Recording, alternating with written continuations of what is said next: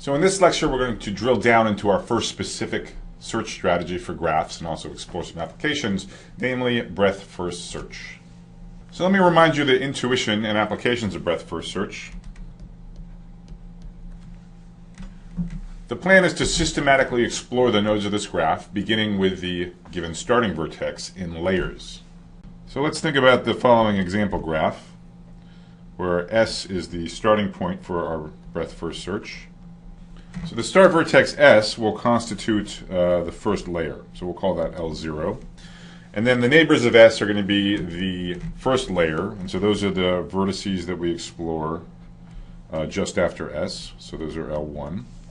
Now the second layer is going to be the vertices that are neighboring vertices of L1 but are not themselves in L1, or for that matter, L0. So that's going to be C and D.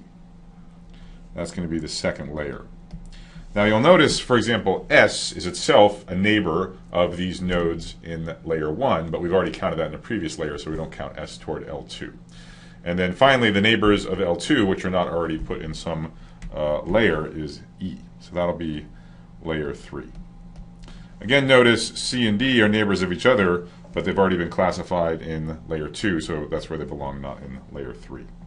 So that's the high-level picture of breadth-first search you should have. We'll talk about how to actually precisely implement it on the next slide. Again, just a couple of the things that you can do with breadth-first search, which we'll explore in this video, is computing shortest paths. So it turns out shortest path distances correspond precisely to these layers. So, for example, if you had as S, you had that as the Kevin Bacon node in the movie graph, then John Hamm would pop up in the second layer from the breadth-first search from Kevin Bacon. I'm also going to show you how to compute the connected components of an undirected graph, that is, compute its pieces. We'll do that in linear time.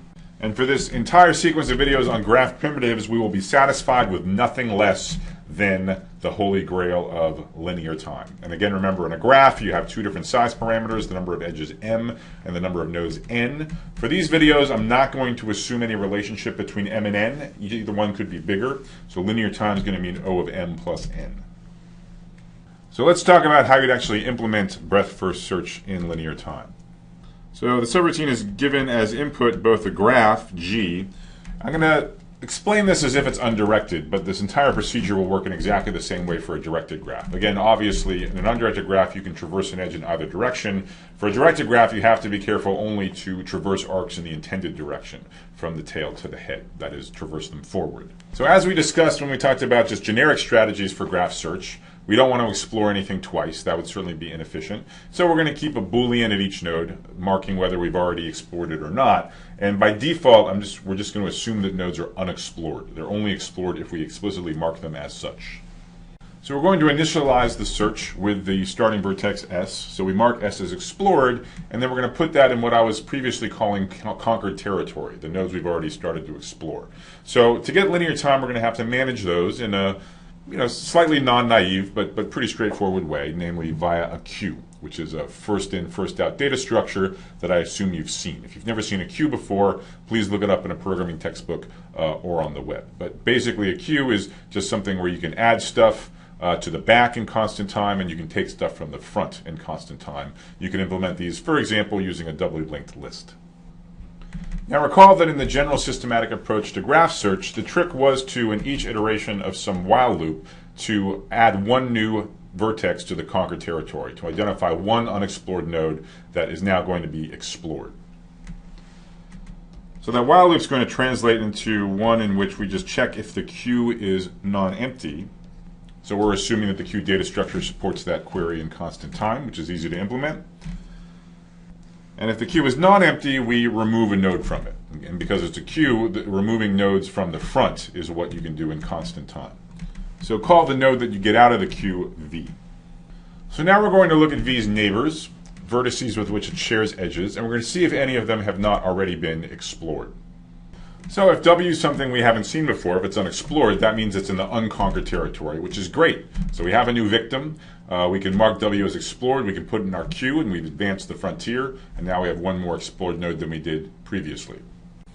And again, a queue, by construction, it supports adding constant time additions at the end of the queue. So that's where we put W. So let's see how this code actually executes in the same graph that we were looking at in the previous slide. And what I'm going to do is I'm going to number the nodes in the order in which they are explored. So obviously the first node to get explored is S. That's where the queue starts. So now when we follow the code, what happens? Well, in the first iteration of the while loop, we ask, is the queue empty? No, it's not, because S is in it. So we remove, in this case, the only node of Q, it's S, and then we iterate over the edges incident to S. Now there are two of them. There's the edge between S and A, and there's the edge between S and B. And again, this is still a little underspecified in the sense that the algorithm doesn't tell us which of those two edges we should look at. Turns out it doesn't matter. Either of those is a valid execution of breadth first search. But for concreteness, let's suppose that of the two possible edges, we look at the edge S comma A. So then we ask, has A already been explored? No, it hasn't. This is the first time we've seen it. So we say, oh goody, this is sort of new grist for the mill. So we can add A to the queue at the end, and we mark mark A as explored. So A is going to be the second vertex that we mark. So after marking A as explored and adding it to the queue, so now we go back to the for loop, and so now we move on to the second edge incident to S. That's the edge between S and B. So we ask, have we already explored B? Nope, this is the first time we've seen it, so now we do the same thing with B. So B gets marked as explored, it gets added to the queue at the end. So the queue at this juncture has first a record for A, because that was the first one we put in it after we took S out, and then B follows A in the queue. And again, depending on the execution, this could go either way, but for concreteness, I've done it so that A got added before B. So at this point, this is what the queue looks like. So now we go back up to the while loop. We say, is the queue empty? Certainly not. It actually has two elements. Now we remove the first node from Q. In this case, that's the node A. That was the one we put in before the node B. And so now we say, well, let's look at all of the edges incident to A. And in this case, A has two incident edges. It has one that it shares with S, and it has one that it shares with C. And so if we look at the edge between A and S, then we'd be asking in the if statement, has S already been explored? Yes, it has. That's where we started. So there's no reason to do anything with S. That's already been taken out of the queue. So in this for loop for A, there's two iterations. One involves the edge with S, and that one we completely ignore. But then there's the other edge that A shares with C, and C we haven't seen yet. So at that part of the for loop, we say, aha, C is a new thing, new node we can mark as explored and put in the queue. So that's going to be our number 4. And so now how is the queue changed? Well, we got rid of A, and so now B is in the front, and we added C at the end. And so now the same thing happens. We go back to the while loop, the queue is not empty. We take off the first vertex, in this case that's going to be B. B has 3 incident edges. It has one incident to S, but that's irrelevant, we've already seen S. It has one incident to C, that's also irrelevant because we've already seen C. True, we just saw it very recently, but we've already seen it. But the edge between B and D is new, and so that means we can take the node D, mark it as explored, and add it to the queue. So D is going to be the 5th one that we see. And now the queue has the element C followed by D. So now we go back to the while loop, and we take C off of the queue. It again has 4 now edges. The one with A is irrelevant, we've already seen A. The one with B is irrelevant, we've already seen B. The one with D is irrelevant, we've already seen D. But we haven't seen E yet. So when we get to the part of the for loop of the edge between C and E, we say, aha, E is new. So E will be the 6th and final vertex to be marked as explored. And that will get added at the end of the queue. So then in the final 2 iterations of the while loop, the D is going to be removed. We'll iterate through its 3 edges. None of those will be relevant because we've seen all of the other 3 endpoints. And then we'll go back to the while loop and we'll get rid of E. E is irrelevant because it has 2 edges. We've already seen the other endpoints. And now we go back to the while loop. The queue is empty and we stop. And that is breadth first search. And to see how this simulates the notion of the layers that we were discussing in the previous slide, notice that the nodes are numbered according to the layer that they're in. So S was layer 0, and then the 2 nodes that S caused to get added to the queue, the A and the B, are numbered 2 and 3. And the edges of layer 3 are precisely the ones, the edges of layer 2 are precisely the ones that got added to the queue while we were processing the nodes from layer 1. That is, C and D are precisely the nodes that got added to the queue while we were processing A and B. So this is level 0, level 1, and level 2. E is the only node that got added to the queue while we were processing layer 2, the vertices C and D. So E will be the third layer.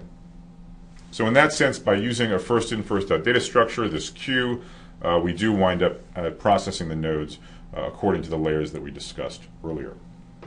So the claim is that breadth first search is a good way to explore a graph, in the sense that it meets the two high-level goals that we delineated in the previous video. First of all, it finds everything findable, and obviously nothing else. And second of all, it does it without redundancy. It does it without exploring anything twice, which is the key to its linear time implementation. So a little bit more formally, claim number 1, at the end of the algorithm, the vertices that we've explored are precisely the ones such that there is a path from S to that vertex. And again, this claim is equally valid whether you're running BFS in an undirected graph or a directed graph. Of course, in an undirected graph, we mean an undirected path from S to V, whereas in a directed graph, we mean a directed path from S to V. That means a path where every arc in the path gets traversed in the forward direction.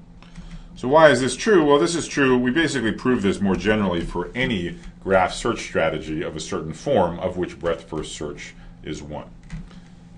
If it's hard for you to see the right way to interpret breadth first search as a special case of our generic search algorithm, you can also just look at our proof for the generic search algorithm and copy it down for breadth first search. So it's clear that you're only going to, again, the forward direction of this claim is clear. If you actually find something, if something's marked as explored, it's only because you found a sequence of edges that led you there. So the only way you mark something that is explored is if there's a path from S to V. Conversely, to prove that anything with an S to V, with a path from V will be found, you can proceed by contradiction. You can look at the part of the path from S to V that BFS does successfully explore, and then you get asked, why didn't it go one more hop? It never would have terminated before reaching all the way to V. So you can also just copy that same proof that we had for the generic search strategy in the previous video. Okay, so again, the upshot, breadth first search, it finds everything you'd want to find. Okay, so it only traverses paths, so you're not going to find anything where there isn't a path to it, but it never misses out. Okay, anything where there's a path, BFS guaranteed to find it, no problem. Claim number 2 is that the running time is exactly what we want, and I'm going to state it in a form that will be useful later when we talk about connected components. So the running time of the main while loop, ignoring any kind of pre-processing or initialization, is proportional to what I'm going to call NS and MS, which is the number of nodes that can be reached from S and the number of edges that can be reached from S.